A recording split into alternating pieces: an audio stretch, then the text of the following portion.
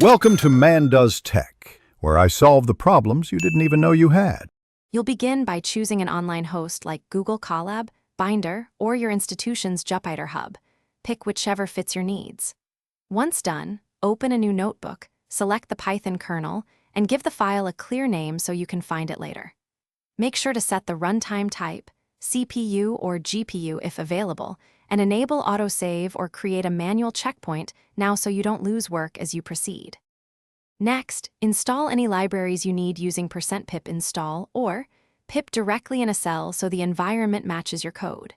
Then organize the notebook. Separate computations into clean code cells and add markdown cells for explanations and headings to guide readers. Also connect your data by uploading files or mounting Google Drive, cloning a Git repo, or linking cloud storage. That way your data paths are stable and reproducible when you run or share the notebook. To finish, execute cells in logical order and use restart and run all when the kernel state feels inconsistent. This ensures reproducible results. When you're ready, export the notebook as IPN, HTML, or PDF and share via link, Git, or cloud storage so collaborators can reproduce your work. If something goes wrong, here's the key tip. Restart the kernel, update mismatched package versions with %pip clear outputs, and rerun cells. Most environment and state issues resolve this way. Thanks for watching.